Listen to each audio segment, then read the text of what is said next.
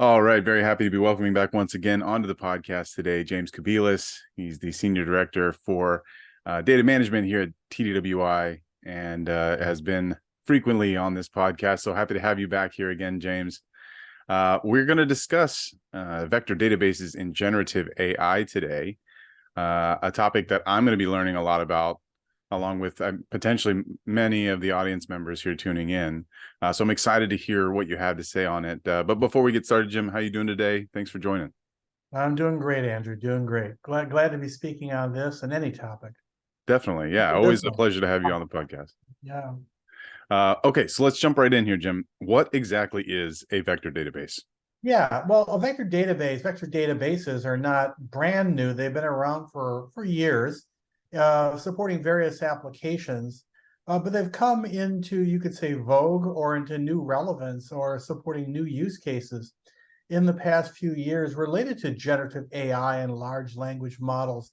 So what we're seeing is more and more of the generative AI applications, the stack of platforms and tools that make generative AI work, rely on vector databases. And so I think that's a fairly new topic for probably most of the TDWI community, because they're not the same as a relational database or a columnar database or a document database, but they overlap in a number of key areas. So let me start. Vector is a term actually is from mathematics, and in mathematics, a vector is basically a way of representing a number that it has both a position in a coordinate space as well as a direction.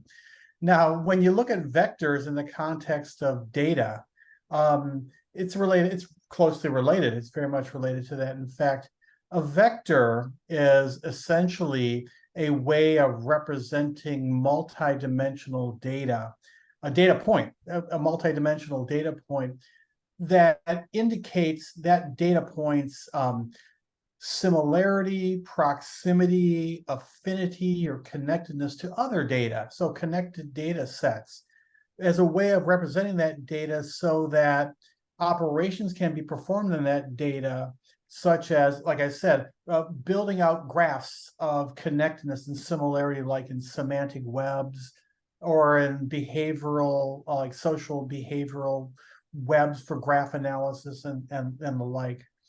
So a vector database is a specialized database that stores each data point, each data record, as a mathematical representation, a vector, that is essentially an ordered array of numbers. So a vector in this context is an array of numbers associated with a particular piece of data. And that really that number represents in an abstract way the dimensions or features or attributes of that data. So when we look at vector databases, like the name indicates or implies, vector databases are optimized for storing and performing queries and other operations on large amounts of vector data, enabling easy search across vector data, providing scalable high performance and all of that. So when we look now at vectors and vector databases in the context of generative AI, generative AI, large language models, let's just take the core type of model that is used for a lot of generative AI applications, including ChatGPT.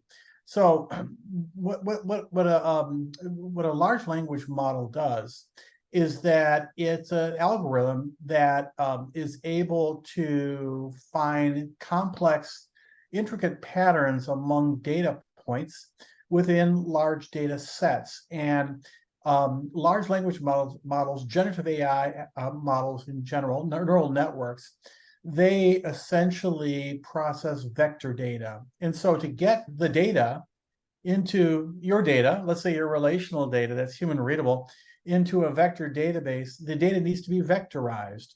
And that term means basically the data is run through a neural network that spits out on the output end vectorized representations of each data element that are then taken up by the large language model, which looks for the patterns consistent with semantic connections among the meanings of words, with syntactic connections, and so forth and so on. So vectorization of data can be done to more than just language data, text data. You can vectorize any type of data, be it image data, media data, sensor data from the Internet of Things, and so forth.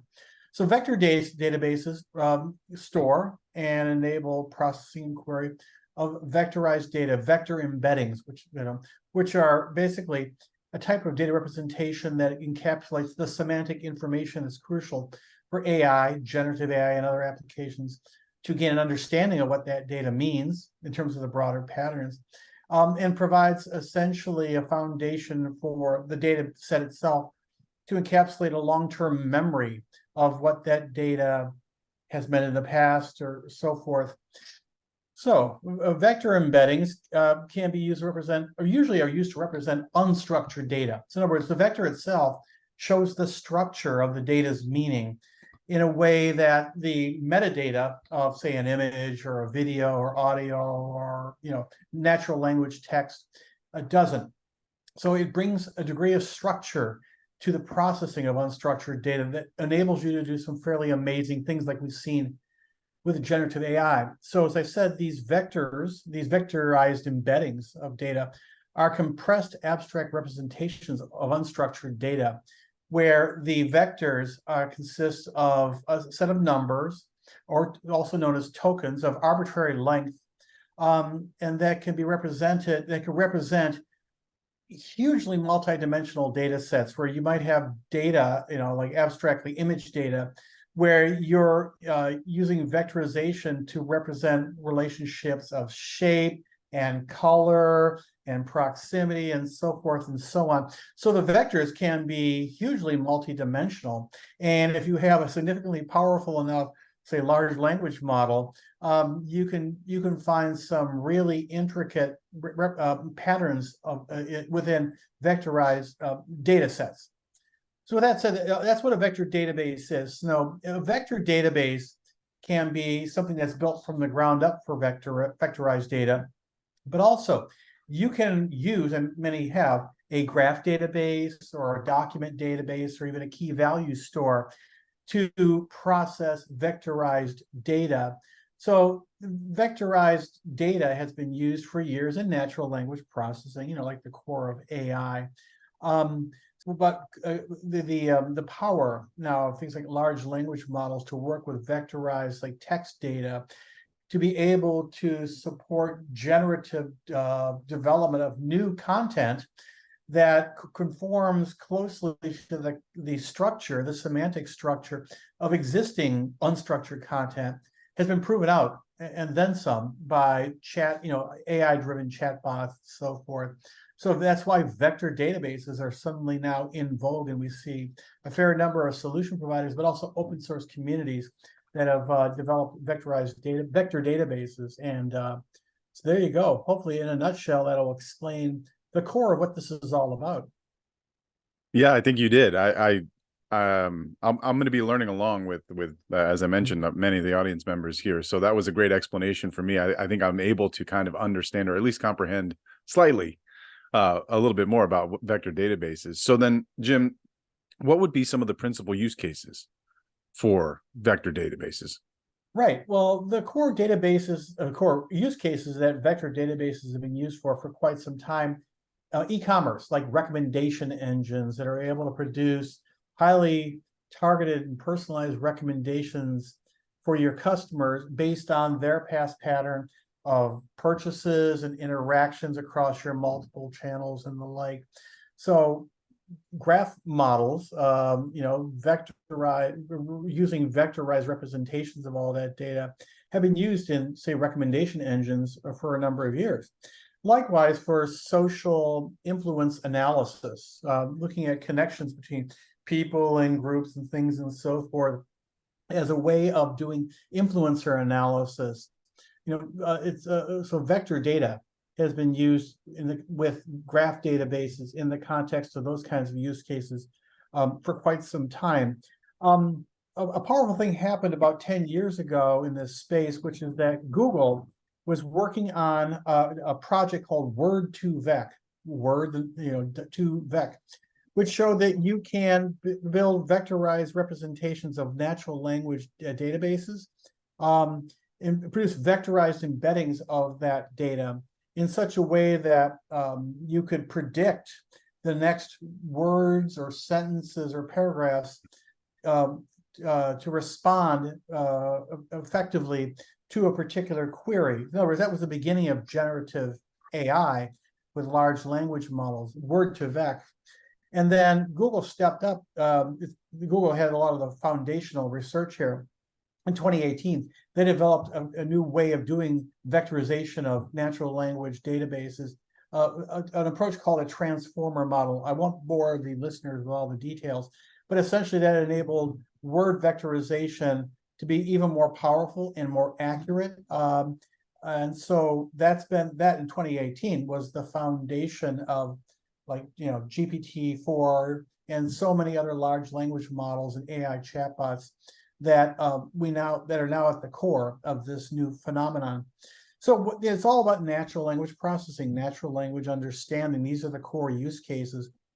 In other words, the core use cases that spawned AI 60, 70 years ago, the Alan Turing's imitation game, it was a natural language chatbot application that he envisioned.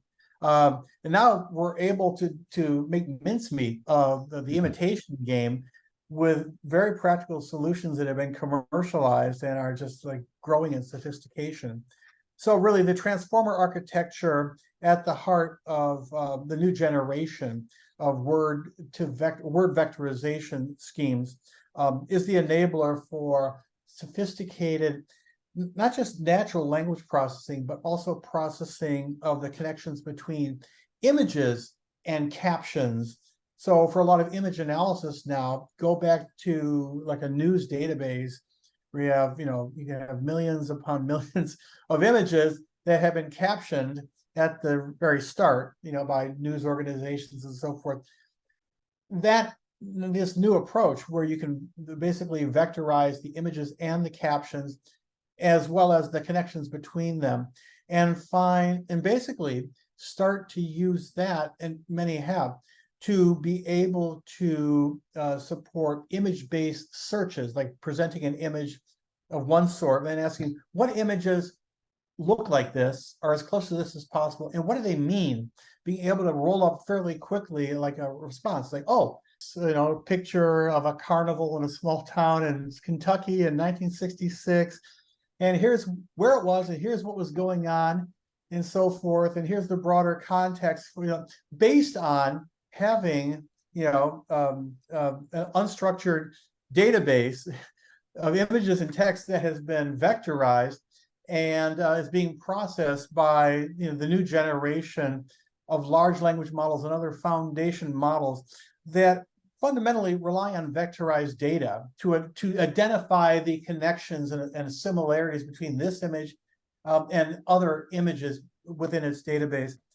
And so that's a foundation of generative AI. So like it's not not just tell me what this image most likely pertains to, but can you generate for me another image that has elements of this that you can describe in words in your chatbot, and find me another image that combines that with like show a tornado in the sky, and combine them to make them look as lifelike as possible, and then using generative AI to produce a new from scratch image showing essentially the same scene with a very realistic tornado in the sky.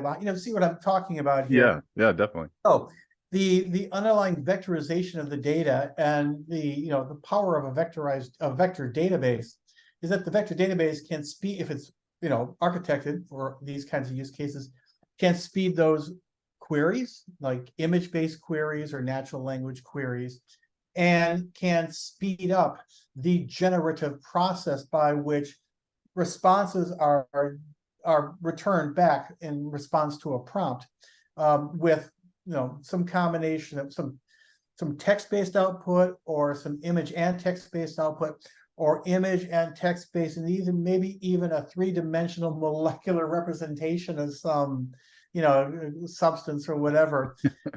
The power of generative AI is to generate an amazing variety of things that can be close to what's in the real world, or can be highly fantasy. But based on having huge unstructured text databases that have been vectorized, where you have a vector database that speeds that processing, speeds the query, and also provides tools that enable you as a developer or a user to using natural language or other techniques to be able to iterate through outputs here that leverage that vectorized data. So fundamentally then, what we're looking at then is that this is a new set of techniques and tools and platforms that a lot of analytics professionals and data scientists and data management people are brand new to. This is like a lot of unfamiliar terminology I'm bringing into this. It has been unfamiliar, but it's becoming into the mainstream so quickly. I think what's going on over time is that professionals in this field will start to incorporate vector databases into their core stack for all things AI and for other applications that rely on AI. So a vector database is not a replacement for, say, a relational database. A relational database or a columnar database or a document database or whatever, these are the sources of the data that can be vectorized. And then the vector representations are stored and managed in a vector database. It would sit side by side as a complement to the source data store. Wow, that's so interesting. So this, to me, the way that I can kind of understand what you're saying is that it's not essential to have one of these vector databases. It sounds like you can still, proceed with your generative AI initiatives without it, but it makes all the sense in the world to have one of these working for you, especially to include that unstructured data piece. Is that right?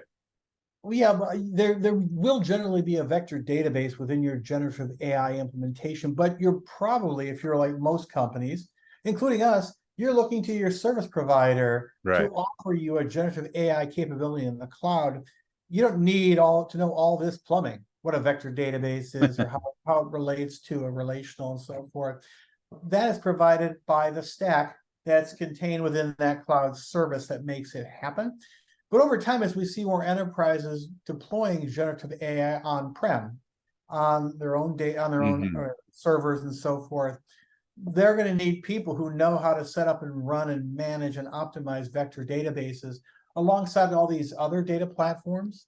So it's coming fairly quickly as into the mainstream, or will be within the next 2 years, of data management, core practices, things you got to know about to stay employable in this business. Right.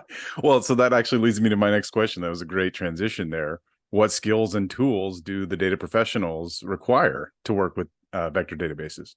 Yeah, well, it's a new world. So vector databases use API methods or custom functions for a broad range of tasks related to query and processing of vectorized data. They don't generally use SQL commands like insert, select, update, and delete. So you're going to have to learn a new query languages and so forth. And vector databases, they store abstract representations of data, so they're not built on the same like row and column principles as SQL and NoSQL databases, which are designed, those latter ones are designed to store data that is human readable. Vectorized data by its very nature is not human readable. It's numbers. I could find links and show you what a raw vector looks like. It was just like, okay, this is just a lot of ones and zeros and other things. It's never. But okay, so vector databases though can be built and are often built on graph databases, which enterprises have been using for a while for a variety of applications, like I said, recommendation engines and the like. They've also been built on document-based data stores, which have come into a lot of companies for a lot of core applications, document databases, key value stores. So basically, if you're an existing data management professional, first question you should ask is, can my existing graph database or document database or key value store support vectorized data for things like generative AI? Is it optimized for this use case? Ask that question. But also, how can we retool our data pipelines so we have the right infrastructure to support highly scalable, high volume vectorization of our current data and loading of it into vector databases and management of that data within the vector database using, whatever tools you do use to manage your data. So do our existing tools for managing our cloud databases and so forth, are they adaptable to also managing any vector databases we bring into this environment? Can we reuse our learning from other databases to set up and run and manage vector databases effectively in an organization? Do we need to hire anybody specifically trained on this stuff? Can we give vector databases like half time to one of our existing DBAs to run, or does it need a dedicated expert? That kind of thing is very important for enterprises to get their heads around fairly quickly. But also vectorization of data relies on neural networks. So you're going to need to rely on your data scientists, the people who, you've been using for machine learning, for building and training and deploying and managing machine learning. You're going to need to rely on them to be a core player in terms of evaluating what commercial or open source vector databases might be suitable. What tools are necessary? Can you use your existing tools for vectorization of your existing data and so forth? So there's a lot of issues related to, where do you source this capability from? How do the tools for vector databases and working with vector data, how can your existing tools be adapted, or do you need to buy a whole new set of tools and cloud offerings to do that? Do you need to retrain your staff, your data staff and your analytics staff on all this? And you probably will. They need to get their head around this technology fairly quickly because generative AI has so many applications and every enterprise is exploring this stuff. So in terms of criteria to use when you're evaluating vector databases, I put together a list. You can see I've got my sheet right here. I'll just read some of them, not all of them. Are they scalable? Are they optimized for storing and performing query and other operations on large amounts of vector data? Because we're talking about these databases that are used to build and train generative AI applications are massive. So scale is obviously important. Do they leverage the skills and tooling that we've already adopted for things like graph databases and document databases and the like? Are they deployable in a distributed environment for highly parallel? Is the vectorization of data itself in my organization, is it parallelizable? Can we use our GPUs that we're already running inside of our AI environment? Can we run these vectorization workloads on our existing GPUs, on our existing servers? Does a vector database support large-scale machine learning applications? Because fundamentally, the scalability of vectorization of data depends on having capacity and the scalability of a cloud-based machine learning environment. Do they support these vector databases, easy search, high performance data retrieval, and so forth? When comparing vector values and finding similarities amongst them, because similarity analysis amongst vectorized data is like the core use case, or is the core workload that a vector database facilitates. It's all about finding the similarities between highly abstract representations of data. So is it fully cloud hosted? I mean, really, this is a deep stack of new technology. You're probably going to have to turn to a cloud-based solution provider, a SaaS provider, to offer and to get you up to speed. Does it support parallel processing and distributed storage? Do they provide single and multi-node performance? Can the vector database be tailored for bespoke applications related to image analysis, natural language processing, and other generative AI applications? Does it offer good developer experience? There's a long list of criteria, but fundamentally, does my current staff understand this technology well enough to be able to put together a list of questions to guide your practice going forward? Or do they need to go back and get retrained and recertified in this stuff? Do you need to bring in an external consultant or a professional services provider to help you get up to speed and establish your internal practice on vector databases? So those are like the core things you should be looking at if you're an enterprise you will be getting into this technology, almost like whether you like it or not, because it's at the heart of generative AI. Unless generative AI is a fad, which I don't think so. I think you're going to need to go deeper on vector databases.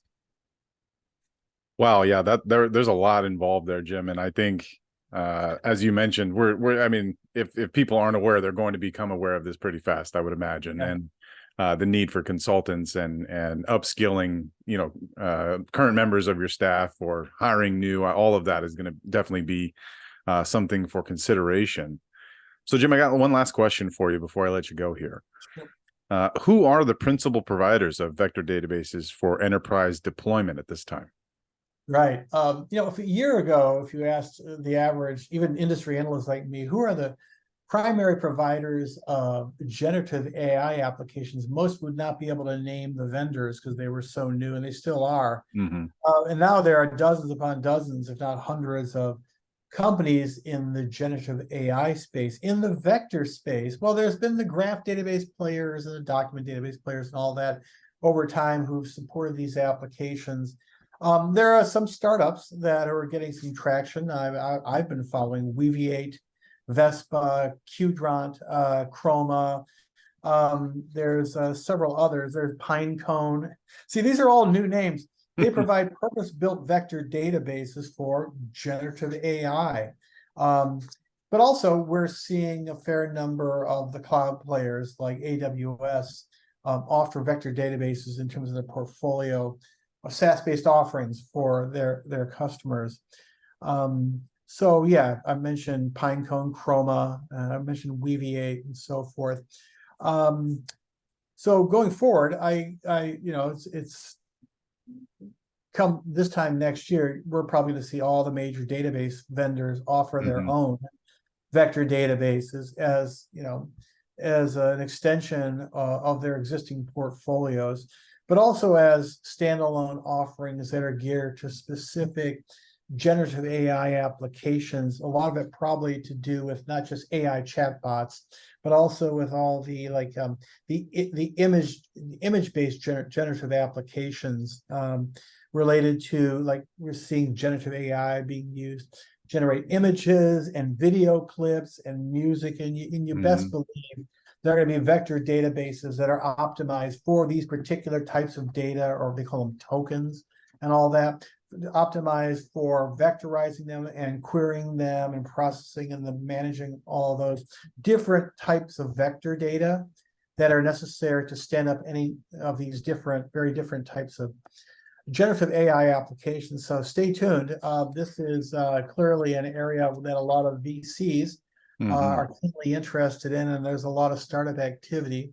And I, as a TWI research director, I'm hearing about these startups every single day of the week. So it's like, are there enough hours in the day to talk to all of them? Well, it's so hot. Yeah, I'll find the time because it's a cool area. It's also highly technical. I mean, the vector database by itself is not sexy. You're not going to, in Starbucks, you're not going to, right now, today, this month, you're not going to mention vector databases, and people's ears won't perk up now. But I think in a year's time, I think this is going to be super hot in terms of a new specialty for people coming into the field of data management and analytics. So stay tuned.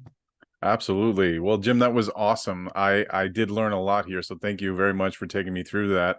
Some really valuable information there. And really, I think we got to take a little peek underneath the hood, so to speak, of generative AI and look at, the actual moving pieces and parts there. So, Jim, I really do appreciate it. I definitely will be looking forward to more content related to vector databases coming out from TDWI and other sources, of course. But it's always a pleasure, Jim. Thank you so much for your time today. Have a good rest of your day. You too. Bye.